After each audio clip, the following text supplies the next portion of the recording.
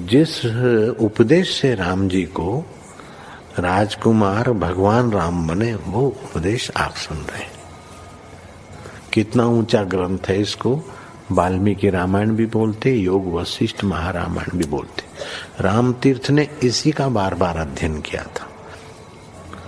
ये आप भी शांत हो जाएंगे परमात्मा में, और दूसरों को भी शांति देने की क्षमता देने वाला ये सदग्रंथ है। इसको वेदांत का सिद्धांत ग्रंथ बोलते हैं। दूसरे होते प्रक्रिया ग्रंथ। ये करके फिर कब वो आचार्य बनो तब समझो, ये तो थोड़ा पढ़ो और फिर वही सिद्धांत की बात। तो बार बार योग वशिष्ठ महारामायण विचारने योग। ओम श्री सद्गुरु परमात्मने नमः। श्री वशिष्ठ जी बोले, हे राम जी, संतों का संग और सतशास्त्रों का श्रवण करके स्वरूप का अभ्यास करो। इससे आत्मपद की प्राप्ति होती है। ये तीनों परस्पर सहकारी हैं। जैसे 8 पांव वाला कीट प्रथम चरण को रखकर और चरणों को रखता है, तब सुख से चला जाता है, वैसे ही संतों के संग और सतशास्त्रों के सुनने से जो आत्मपद का अभ्यास करता है, वह शीघ्र ही आत्मपद को प्राप्त होता है। उसे जगत का अभाव हो जाता है। हे राम जी, जगत के भाव और अभाव को ज्ञानी जानता है। जैसे जागृत, स्वप्न और सुषुप्ति को तुर्यावस्था वाला जानता है, वैसे ही जगत के भाव अभाव को ज्ञानी जानता है। जैसे अग्नि में सूखा तृण डालो तो देख नहीं पड़ता, वैसे ही ज्ञानवान को जगत नहीं दिखता। ज्ञानवान को सर्वदा समाधि है, कभी अहम का उत्थान नहीं होता। जब तक उस पद को प्राप्त न हो तब तक साधना में लगा रहे, और जब उस पद को प्राप्त हो तब फिर कोई यत्न बाकी नहीं रहता। ओम श्री सद्गुरु परमात्मने नमः। श्री वशिष्ठ जी बोले, हे राम जी, अपनी वासना ही दुखदायक है। जैसे कुशवारी कीड़ा घर बनाकर उसमें आप ही फंस मरती है, वैसे ही अपनी वासना से जीव आप ही बंधन को प्राप्त होता है। हे राम जी, जब संत जनों के उपदेश से आत्मज्ञान रूपी सूर्य प्रकट होता है, तब अहंकार रूपी बैताल वहां नहीं विचरता। संत जनों का संग और सतशास्त्रों को देखना चांदनी रात्रि के समान है। उनसे जब स्वरूप का साक्षात्कार हो तब दिन हुआ जाने। जब तक संत जनों का संग नहीं करता और सतशास्त्रों को नहीं देखता, तब तक अंधेरी रात्रि है। जो सतशास्त्रों को भी सुने और फिर विषयों की ओर भी गिरे, उसे बड़ा अभागी जानिए। हे राम जी, संवेदन, भावना, वासना और कलना ये अनर्थ के कारण है। जब इनका अभाव हो तब कल्याण हो। शुद्ध चिन्मात्र पद प्रत्यक्ष चैतन्य अपने स्वरूप में स्थित है। जो अहंकार का उत्थान है वही संवेदन है। भाव यह है कि पहले आप कुछ बना, फिर चेता और अपना रूप चित्त में स्मरण हुआ, तब भ्रांति मिट जाती है। और यदि जो कुछ बना उसकी भावना होती है कि मैं यही हूँ, तो इससे संसार दृढ़ होता है। श्री वशिष्ठ जी बोले, हे राम जी, जब तक वह अकृत्रिम आनंद नहीं प्राप्त हुआ और उस पद में विश्राम नहीं पाया, तब तक शांति नहीं प्राप्त होती। वह पद निर्गुण, शुद्ध, स्वच्छ और परम शांत है। जब उस पद में स्थिति होती है तब परम समाधि हो जाती है। ऐसा त्रिलोकी में कोई नहीं जो उसको समाधि से उतारे।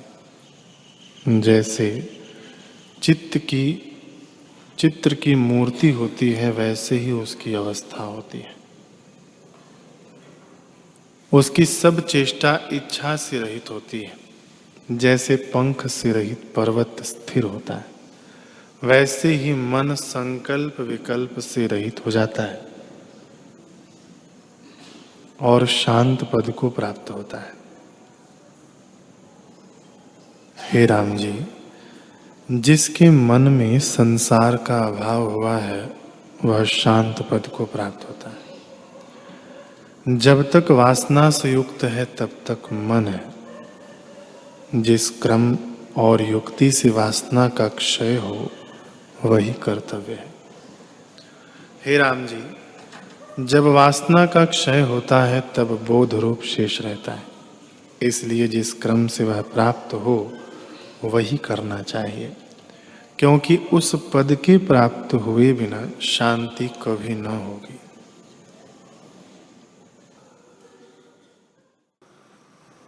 ओम श्री सद्गुरु परमात्मने नमः। श्री योग वशिष्ठ महारामायण। श्री वशिष्ठ जी बोले, हे रामचंद्र जी, अद्भुत जिसका दर्शन है, ऐसे जगत रूपी रत्नों के डिब्बे विष्णुदेव ने जब शीतल वाणी से इस प्रकार कहा, तब प्रहलाद ने नेत्रों को खोलकर धैर्य सहित कोमल वचन और मनन भाव को ग्रहण करके देखा और चर्म दृष्टि से बाहर देखा कि बड़ा कल्याण हुआ है। परमेश्वर अपना आप स्वरूप अनंत आत्मा है और सर्व संकल्प से रहित आकाशवत निर्मल है। अब मुझको न शोक है, न मोह है और न वैराग्य से देह त्याग की चिंता है। जो कुछ कार्य भयदायक होता है सो एक आत्मा के विद्यमान रहते शोक कहा, नाश कहा, देह रूपी संसार कहा, संसार की स्थिति कहा, भय कहा और अभयता कहा। मैं यथा इच्छित अपने आप में स्थित हूं। इस प्रकार मैं निर्मल विस्तृत रूप केवल पावन में स्थित हूं और संसार बंधन को त्याग कर विरक्त हुआ हूं। जो अप्रबुद्ध मूढ़ है उनकी बुद्धि में हर्ष शोक चिंता विकार सदा रहता है। वे देह के भाव में सुख मानते हैं और अभाव में दुखी होते हैं। यह चिंता रूपी विष की पंक्ति मूढ़ों को लिपायमान होती है। यह इष्ट है, यह अनिष्ट है, यह ग्रहण करने योग्य है, यह त्यागने योग्य है। इस प्रकार मूर्खों के चित्त की अवस्था डोलायमान होती है, पंडितों की नहीं होती। मैं भिन्न हूं और वह भिन्न है, यह अज्ञान से अंध वासना है। शुद्ध बुद्धि के विद्यमान नहीं रहती। जैसे सूर्य की किरणों से रात्रि दूर होती है, तैसे यह वासना दूर होती है। यह त्याग और यह ग्रहण कीजिए सो मिथ्या चित्त का भ्रम है और उन्मत्त अज्ञानी के हृदय में होता है। ज्ञानवान के हृदय में यह भ्रम उदय नहीं होता। हे कमल नयन, सर्व तू ही है और विस्तृत आत्मरूप है। हे उपादेय और द्वैत भाव कल्पना कहाँ है? यह संपूर्ण जगत विज्ञान रूप सत्ता का आभास है। सत्य असत्य रूप जगत में ग्रहण त्याग किसका कीजिए? केवल अपने स्वभाव से दृष्टा और दृश्य का विचार किया है। उसमें मैं प्रथम क्षीण विश्रांतवान हुआ था, अब भाव अभाव जगत के पदार्थों से मुक्त हुआ हूं और हेयोपादेय से रहित आत्म तत्व मुझको भासता है और संभाव को प्राप्त हुआ हूं। अब मुझको संशय कुछ नहीं रहा। जो कुछ करता हूं वह आत्मा से करता हूं। त्रिलोकी में तब तक तू पूजने योग्य है जब तक प्रलय नहीं हुआ। इससे मैं आदर संयुक्त पूजन करता हूं, तुम ग्रहण करो। वशिष्ठ जी बोले, हे रामचंद्र जी, इस प्रकार दैत्यराज ने कहकर क्षीर समुद्र में शयन करने वाले विष्णु जी को श्रेष्ठ सुमेरु की मणियों से पूजा और फिर शंख, चक्र, गदा, पद्म आदि शस्त्रों का पूजन करके गरुड़ की पूजा की और फिर देवता और विद्याधरों की पूजा की। इस प्रकार भगवान के आत्म स्वरूप का हृदय में ध्यान रख के परिवार संयुक्त पूजन किया। तब लक्ष्मीपति बोले, हे दैत्येश्वर, तू उठकर सिंहासन पर बैठ। मैं तुझको अपने हाथ से अभिषेक करता हूं और 5 जन्य शंख बजाता हूं। उसका शब्द सुनकर सब सिद्ध और देवता आकर तेरा मंगल करेंगे। इतना कहकर वशिष्ठ जी बोले, हे रामचंद्र जी, इस प्रकार कहकर विष्णु जी ने दैत्य को इस भांति सिंहासन पर बैठाया जैसे सुमेरु पर मेघ आ बैठे, और फिर क्षीर समुद्र और गंगा आदि तीर्थों का जल मंगा के 5 जन्य शंख बजाया, जिसके शब्द से सब सिद्धगण, ऋषि, ब्राह्मण, विद्याधर, देवता और मुनियों के समूह आए और सबने स्तुति की। इस प्रकार अभिषेक देकर मधुसूदन बोले, हे निष्पाप, जब तक सुमेरु की धरने वाली पृथ्वी और सूर्य चंद्रमा का मंडल है, तब तक तू इष्ट अनिष्ट में समबुद्धि, वीतराग और क्रोध से रहित होकर राजभोग और राज्य की पालना कर। तुझको पूर्ण भूमिका प्राप्त हुई है, उसमें स्थित होकर जैसे प्राप्त हो तैसे ही हर्ष, शोक और उद्वेग से रहित होकर विचरो। हे उपादेय से रहित हो, तू बंधनवान न होगा। संसार की स्थिति तूने सब देखी है और सबको जानता है। अब मैं तुझको क्या उपदेश करूं? तू राग द्वेष से रहित होकर राज हो। अब दैत्यों का रुधिर धरती पर न पड़ेगा, अर्थात देवताओं के साथ विरोध न होगा। आज से देवता और दैत्यों का संग्राम गया। जैसे मंदराचल से रहित क्षीर समुद्र शांतिमान हुआ था, तैसे ही सब जगत स्वस्थ रहेगा। मोह रूपी तम तेरे हृदय से दूर हुआ है और सदा प्रकाश रूप लक्ष्मी हुई है, और अनंत विलासों को राज लक्ष्मी से भोगता आत्म पद में स्थित रहे। श्री वशिष्ठ जी बोले, हे रामचंद्र जी, इस प्रकार कहकर पुंडरीकाक्ष परिवार संयुक्त चले, मानो दूसरी संसार की रचना दैत्य के मंदिर से चली है। इस पीछे प्रहलाद ने पुष्पांजलि दी और क्रम से क्षीर समुद्र में पहुंचे और देवताओं को विदा करके आप शेषनाग के आसन पर जैसे श्वेत कमल पर भंवरा बैठे तैसे स्थित होकर बैठे। हे रामचंद्र जी, यह दृष्टि अज्ञान के संपूर्ण मल को नाश करने वाली है। प्रहलाद को बोध की प्राप्ति की जो अवस्था मैंने तुमसे कही है, वह चंद्रमा के मंडलवत शीतल है। जो मनुष्य बड़ा पापी हो और इसको विचारे, तो वह शीघ्र ही परम पद को प्राप्त हो। और जो पाप से रहित है, उसकी क्या वार्ता कही है। केवल सम्यक विचार करके पाप नष्ट हो जाता है। वह कौन है जो इन वाक्यों को विचार के परम पद को न प्राप्त हो? हे रामचंद्र जी, अज्ञान रूप पाप इसके विचार से नष्ट हो जाते हैं, और पापों का कारण जो अज्ञान है, उसका नाश करने वाला यह विचार है। इससे विचार का कदाचित त्याग न करो। यह जो प्रहलाद की सिद्धता कही है, इसको जो मनुष्य विचारे उसके अनेक जन्मों के पाप नष्ट हो जावे, इसमें कुछ संशय नहीं। राम जी ने पूछा, है भगवान, प्रहलाद का मन तो परम पद में लग गया था, पांचजन्य शब्द से उसको विष्णु जी ने कैसे जगाया? वशिष्ठ जी बोले, हे निष्पाप रामचंद्र जी, लोक में मुक्ति दो प्रकार की है, एक सदेह और दूसरी विदेह। उनका भिन्न भिन्न विभाग सुन।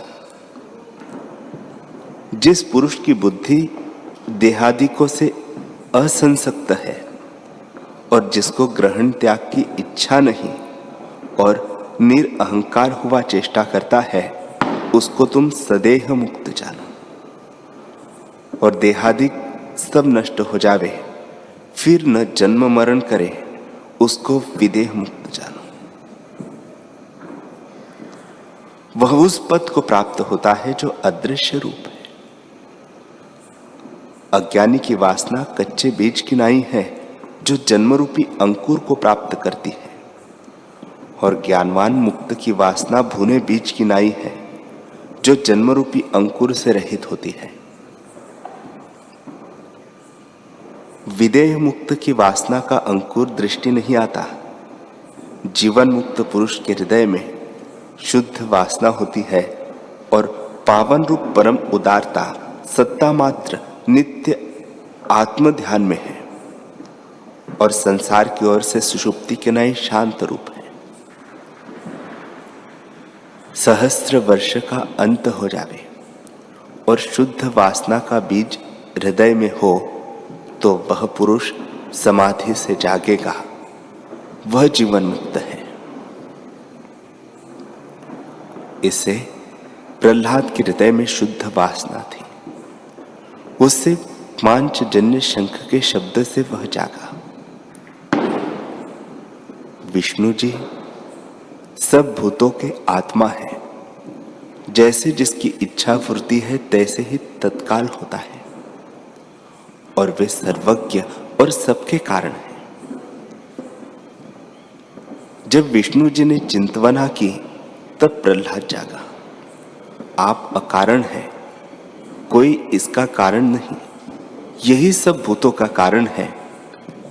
सृष्टि की स्थिति निमित्त आत्म पुरुष ने विष्णु वपु धरा है, और आत्मा के देखने ही से विष्णु जी का दर्शन होता है, और विष्णु की आराधना से शीघ्र ही आत्मा का दर्शन होता है। आत्मा के देखने के निमित्त तुम भी इसी दृष्टि का आश्रय करो। तुम विराट रूप हो, इसी दृष्टि से शीघ्र ही आत्मपद की प्राप्ति होगी। यह वर्षा काल की नदीवत संसार असार बादल है, सो विचार रूपी सूर्य के देखे बिना जड़ता दिखाता है। विष्णु रूप जो आत्मा है, उसकी प्रसन्नता से बुद्धिमान को यह भाव स्वरूप माया नहीं भेदती। जैसे यक्ष माया यंत्र मंत्र वाले को नहीं भेद सकती, तैसे ही आत्मा की इच्छा से यह संसार माया घनता को प्राप्त होती है, और आत्मा की इच्छा से निवृत्त होती है। यह संसार माया ईश्वर की इच्छा से वृद्धि होती है। जैसे अग्नि की ज्वाला वायु से वृद्धि होती है और वायु से ही नष्ट होती है। इतना सुनकर राम जी ने पूछा, हे भगवान, हे सर्वधर्मों के वेता, आपके वचन परम शुद्ध और कल्याण स्वरूप है, जिनको सुनकर मैं आनंदवान हुआ हूं। जैसे चंद्रमा की किरणों से औषध पुष्ट होता है, और आपके वचनों को सुनने को जो पावन और कोमल है, जिसकी वांछा है, वह पुरुष जैसे पुष्पों की माला से सुंदर छाती शोभती है, तैसे ही शोभता है। हे गुरु जी, आप कहते हैं कि सब कार्य अपने पुरुष प्रयत्न से सिद्ध होते हैं। जो ऐसा है तो प्रहलाद माधव के वर बिना क्यों न जगा? जब विष्णु जी ने वर दिया तब उसको ज्ञान प्राप्त हुआ। वशिष्ठ जी बोले, हे राघव, प्रहलाद को जो कुछ प्राप्त हुआ वह पुरुषार्थ से प्राप्त हुआ। पुरुषार्थ बिना कुछ प्राप्त नहीं होता। जैसे तिलों और तेल में कुछ भेद नहीं, तैसे ही विष्णु भगवान और आत्मा में कुछ भेद नहीं। जो विष्णु है वह आत्मा है और जो आत्मा है वह विष्णु है। विष्णु और आत्मा दोनों एक वस्तु के नाम हैं। जैसे विटप और पादप दोनों एक वृक्ष के नाम हैं।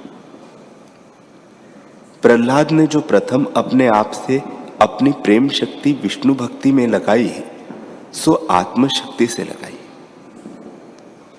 आत्मा से आप ही वर पाया और आप ही विचार कर अपने मन को जीता। कदाचित आत्मा में आप ही अपनी शक्ति से जागता है अथवा विष्णु शक्ति से जागता है। हे रामचंद्र जी, प्रहलाद चिर पर्यंत आराधना करता प्रतापवान हुआ। विचार से रहित को भगवान विष्णु भी ज्ञान नहीं दे सकते। आत्मा के साक्षात्कार में मुख्य कारण अपने पुरुषार्थ से उपजा हुआ विचार है और गौण कारण वर आदिक है।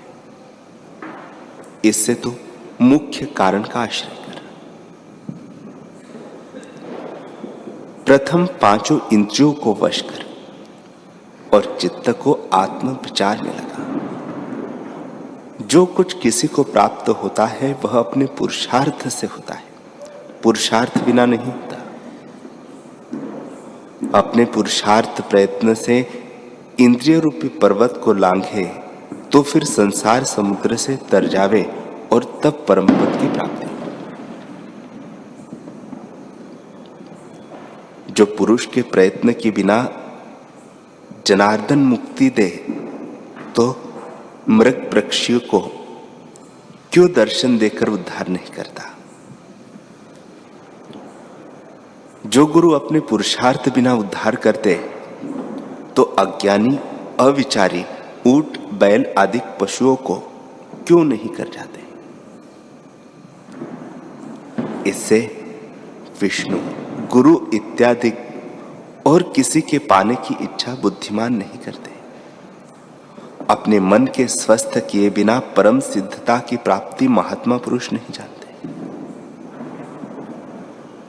जिन्होंने वैराग्य और अभ्यास से इंद्रिय रूपी शत्रु वश किए हैं, वे अपने आप से आप को पाते हैं और किसी से नहीं पाते। हे रामचंद्र जी, आपसे अपनी आराधना और अर्चना करो। आपसे आपको देखो और आपसे आप में स्थित रहो। शास्त्र विचार से रहित मूढ़ों की प्रकृति की स्थिति के निमित्त वैष्णव भक्ति कल्पी है। प्रथम जो अभ्यास यत्न का सुख कहा है, उससे जो रहित पुरुष है उसको गौण पूजा का क्रम कहा है, क्योंकि उसने इंद्रियों को वश नहीं किया। और जिसने इंद्रियों को वश किया उसको भेद पूजा से क्या प्रयोजन है? विचार और उपशम बिना विष्णु भक्ति सिद्ध नहीं होती। और जब विचार और उपशम संयुक्त हुआ तब कमल और पाषाण में क्या प्रयोजन है? इससे विचार संयुक्त होकर आत्मा की आराधना करो। उसकी सिद्धता से तुम सिद्ध होंगे। जिसने उसको सिद्ध नहीं किया वह वन गर्दभ है। जो प्राणी विष्णु के आगे प्रार्थना करते हैं वे अपने चित्त के आगे क्यों नहीं करते? सब जीवों के भीतर विष्णु जी स्थित है, उनको त्याग कर जो बाहर के विष्णु परायण हो जाते हैं वे बुद्धिमान नहीं। हृदय गुफा में जो चेतन तत्व स्थित है वह ईश्वर का मुख्य सनातन वपु है, और शंख चक्र गदा पद्म जिसके हाथ में है वह आत्मा का गौण वपु है। जो मुख्य को त्याग कर गौण की ओर धावते हैं वे विद्यमान अमृत को त्याग कर जो साधन से सिद्ध हो उसकी प्राप्ति निमित्त यत्न करते हैं। हे रामचंद्र जी, मन रूपी हाथी को जिस पुरुष ने आत्म विवेक से वश नहीं किया उस अविवेकी चित्त को राग द्वेष ठहरने नहीं देते। जिसके हाथों में शंख चक्र गदा पद्म है उस ईश्वर की जो अर्चना करते हैं वह कष्ट तपस्या से पूजन करते हैं, उनका चित्त समय पाकर निर्मल भाव अभ्यास और वैराग्य को प्राप्त होता है। नित्य अभ्यास से भी चित्त निर्मल होता है तो आत्मफल को प्राप्त होता है। चित्त निर्मल बिना आत्मफल को प्राप्त नहीं होता, और जब चित्त निर्मल हुआ तब वैराग्य और अभ्यासवान होकर आत्मफल का भोगी होता है। जैसे बोया बीज समय पाकर फल देता है तैसे ही क्रम करके फल होता है। हे रामचंद्र जी, विष्णु पूजा का क्रम भी निमित्त मात्र है। आत्म तत्व के अभ्यास रूपी शाखा से फल प्राप्त होता है, और जो सबसे उत्तम परम संपदा का अर्थ है वह अपने मन के निग्रह से सिद्ध होता है। अपने मन का निग्रह करना ही बीज है जो चेतन रूपी क्षेत्र से प्रफुल्लित होकर फलदायक होता है।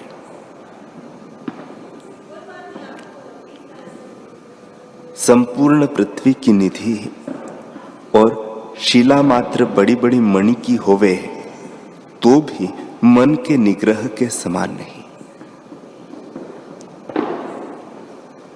जैसा दुख का नाश करता और बड़ा पदार्थ मन का निग्रह है वैसा और कोई नहीं।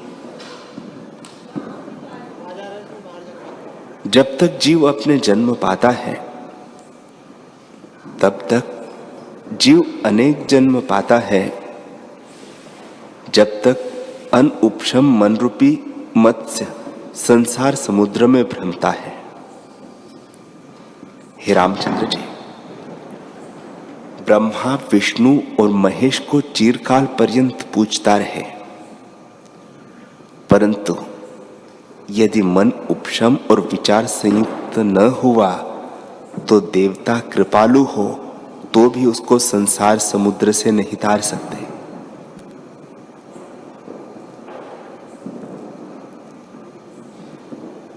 यह जो भास्वर आकार जगत के पदार्थ भासते हैं उनको इंद्रियों से त्याग कीजिए, तब जन्म के अभाव का कारण जानिए। विषयों की चिंतना से रहित होकर निरामय और सब दुखों से रहित आत्म सुख में स्थित हो, और जो सत्ता मात्र तत्व और सबका सार रूप है उसका स्वाद लेकर मन रूप के पार हो।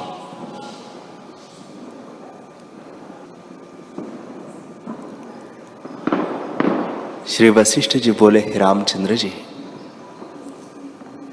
यह संसार नामनी माया अनंत है और किसी प्रकार इसका अंत नहीं आता। जब चित्त वश हो तब यह निवृत्त हो जाती है, अन्यथा नहीं निवृत्त होती। जितना जगत देखने और सुनने में आता है वह सब माया मात्र है और माया रूप जगत भ्रम से भासता है। इस पर एक पूर्व इतिहास हुआ है, सो तुम सुनो। हे रामचंद्र जी, इस पृथ्वी पर कौशल नामक एक देश है जो सुमेरु पर्वत व रत्नों से पूर्ण है, और जो उत्तम पदार्थ है वे सब उस देश में है। वहां गाधी नाम एक ब्राह्मण जो वेदों में प्रवीण, मानो वेद की मूर्ति था, रहता था। बाल्यावस्था से वह वैराग्य आदि गुणों से प्रकाशित भुवनवत शोभता था। एक समय वह कुछ कार्य मन में धर के तप करने के निमित्त वन में गया, और उस वन में एक कमलों से पूर्ण ताल देख कंठ पर्यंत जल में खड़ा होकर तप करने लगा। 8 मास पर्यंत दिन रात्रि जब जल में खड़ा रहा तो उसके दृढ़ तप को देखकर भगवान विष्णु और जहां वह ब्राह्मण तप करता था वह ज्येष्ठ आषाढ़ की तपी पृथ्वी पर मेघवत आकर कहा, हे ब्राह्मण, जल से बाहर निकल और जो कुछ वांछित फल है वह मांग। तब गाधी ने कहा, हे भगवान, असंख्य जीवन के हृदय रूपी कमल के छिद्र में आप भंवरे हैं और त्रिलोकी रूपी कमलों के आप तड़ाग हैं। आप ऐसे ईश्वर को मेरा नमस्कार है। हे भगवान, यही इच्छा मुझको है कि आपकी आश्चर्य रूप माया को, जिससे यह जगत रचा है, किसी प्रकार देखो। तब विष्णु जी ने कहा, हे ब्राह्मण, तुम माया देखोगे और देखकर फिर त्याग भी दोगे। ऐसे कहकर जब भगवान विष्णु अंतर्धान हो गए तब ब्राह्मण वर पाकर आनंदवान हुआ और जल से निकला। जैसे निर्धन पुरुष धन पाकर आनंदवान होता है, तैसे ही वह ब्राह्मण वर पाकर आनंदवान हुआ। चलते बैठते उसकी सुरती भगवान विष्णु के वर की ओर लगी रही और यही विचारे कि मैं माया कब देखूंगा।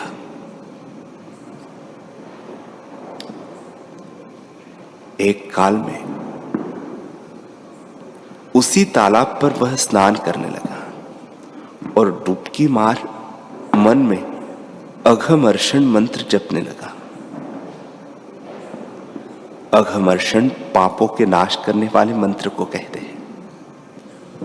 उस मंत्र को जपते जपते जब उसका चित्त विपर्य होकर निकल गया तब वह गायत्री मंत्र भूल गया और आपको फिर अपने गृह में स्थित देखा। फिर उसने आपका मृतक देखा और देखा कि सब कुटुंब के लोग रुदन करते हैं और शरीर की कांति ऐसी जाती रही है जैसे टूटे कमलों की शोभा जाती रहती है। जैसे पवन के ठहरने से वृक्ष अचल हो जाता है, तैसे ही अंग अचल हो गया और होठ फटकर विरस हो गए, मानो अपने जीने को हंसते हैं। माता गाधी को पकड़े बैठी रही और सब परिवार वाले ऐसे इकट्ठे हुए जैसे वृक्ष पर पक्षी आन इकट्ठे होते हैं, और जैसे पूल के टूटे जल जलता है तैसे ही रुदन करते हैं। फिर बांधव कहने लगे कि अब यह अमंगल रूप है, इसको जलाना चाहिए। ऐसे कहकर उससे सब जलाने के लिए ले चले और चिता में डाल के जला दिया और फिर अपने गृह में आकर क्रियाकर्म किया।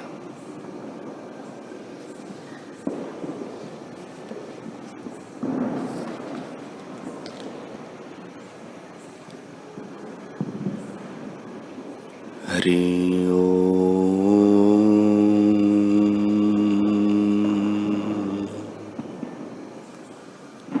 हरि ओम।